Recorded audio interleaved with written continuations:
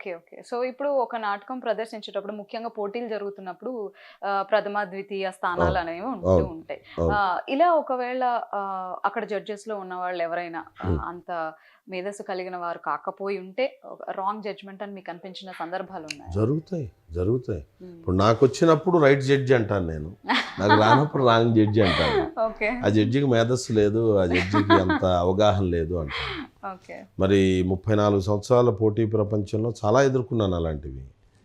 అద్భుతంగా ప్రదర్శించి ప్రేక్షకుల మన్ననలు పొందినవి నంది నాటకోత్సవాల్లో ఏమీ రాకుండా వచ్చిన రోజులున్నాయి.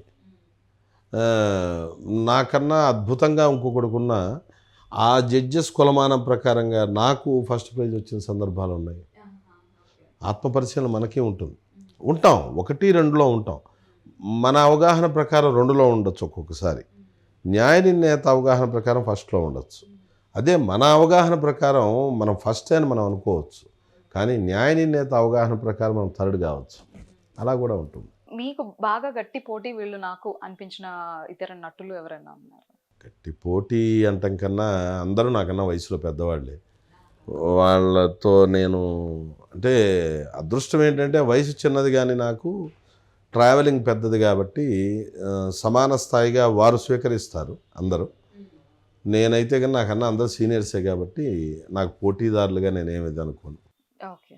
సో, ఏ ఏజ్ నుంచి స్టార్ట్ చేశారు సార్? నేను 12 ఏటమ్మా. 12 ఏట నుంచి అలుపెరగని పోరాటంలా మీరు మొదట కొనసాగిస్తూనే ఉన్నారు. అవసరానికి నాన్న తీసుకున్నారు. ఆ! తర్వాత అలవాటుగా మారింది. హ్మ్. ఇప్పుడు అవసరంగా మారింది. అదే జీవితం ఇంకా. కాకపోతే అక్కడ నటిస్తే ఆ రోజు ప్రదర్శన సక్సెస్ అయితే 3000 4000 వస్తాయి. అదే నటన ఇక్కడ చేస్తే సినిమా, టీవీ సైడ్ చేస్తే 10,000 రావచ్చు, 50,000 రావచ్చు చెప్పలేము. టైం. ఓకే. మీకు అనిపించిందా సార్? అంటే సినిమాలోకి ఇంకొంచెం ముందు రావాల్సింది అని అనిపించిందా? ఏం లేదమ్మా. అదేం లేదు. ఆదివారం మనం అనుకుంటే రాదు. ఆదివారం వచ్చే ఆర్డర్‌లో అంటే వస్తుంది. ప్రయత్నించారా? మీరు నాటకాలు స్టార్ట్ చేసినప్పటి నుంచి అంటే సినిమా ప్రయత్నం సినిమా కూడా ప్రయత్నంగా నేను ఆర్టిస్ట్‌గా ప్రయత్నించలేదు.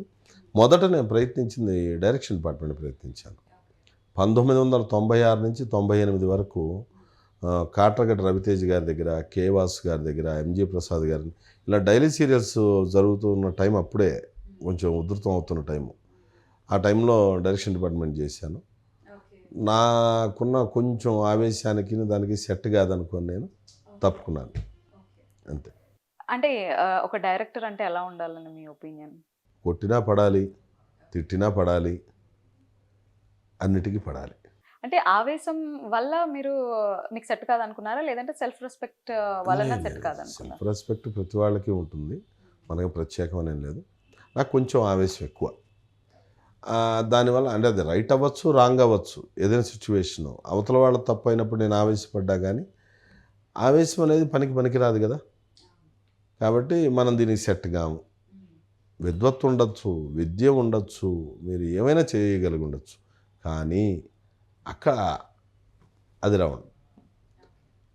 అది లేకుండా మనం చేయగలగటం అనేది రమణ మహర్షులం గాదు. కాబట్టి అంటే నేను సుమారుగా ఇది మీకు 30 ఏళ్ల క్రితం చెప్తున్నాను అంటే, 25, 30 ఏళ్ల మధ్య చెప్తున్నానంటే, అప్పుడు మంచి అంటే వయసులో బాగా కోపంగా ఉంటాం అవును. గదా! అవును. హ్మ్. ఇప్పటికి ఉంది గానీ తగ్గింది అంతే. ఓకే. సో, ఇప్పుడు నాటకాల నుంచి ఇటు సినిమాలకి యాక్ట్ ఏదైనా ఒకటే అయినా కూడా అక్కడ చుట్టూ ఉండే మనుషులు కావచ్చు, వాతావరణం కావచ్చు, వర్క్ కల్చర్ కావచ్చు డిఫరెంట్‌గా ఉంటుంది. సో, ఇక్కడ ఉండాలంటే ఒక నటుడుగా ఎలా ఉండాలి? అంటే బిహేవియర్ ఎలా ఉండాలి అని మీరు అనుకుంటున్నారు? ఇది ఒక ముక్కలో అర్థమయ్యేలా చెప్పాలి అంటే, ఎక్కడైనా మర్యాదగా ఉండాలి. నీ పని నువ్వు జేసుకోవాలి. ఇంకొంచెం డిఫరెంట్‌గా ఉంటుంది ఇండస్ట్రీ. లేదా కొన్ని కొన్ని సార్లు కొన్ని అవమానాలు జరగొచ్చు. వాటిని కూడా భరించాలి. లైట్‌గా తీసుకోవాలి. సాఫ్ట్ నేచర్ ఉండాలి అనేది కొందరు ఖచ్చితంగా. అనే మాట. ఖచ్చితంగా. అవే ఉంటాయి. మీకెప్పుడైనా అలాంటి సందర్భాలు ఎదురయ్యాయా? జరిగాయి. మనసు చివుక్కుమనిపించి? అనిపిస్తాయి. అప్పుడు స్పందించబోయే ముందు అనిపిచ్చేదేంటంటే, సరే వాళ్ళ పరిస్థితిలో వాళ్ళకి ఏం జరిగిందో మనకి ఇలా జరిగింది అనుకోవటమే తప్పితే, స్పందించి రియాక్ట్ అయ్యి వెంటనే దానికి ఇది జేస్తే స్పందించడం అనవసరం అంటారు. నెక్స్ట్ ఉండదు. హ్మ్. ఆవేశం ఆ రోజున వద్దు అనుకొని వెళ్ళిపోయాం. ఇవాళ ఆవేశాన్ని అణుచుకుంటూ ఉంటున్నాం అంతే. అలాగే మన చేత చేయించుకునే వాళ్ళు కూడా మనం 100% ఇస్తున్నామని చెప్పలేం కదా.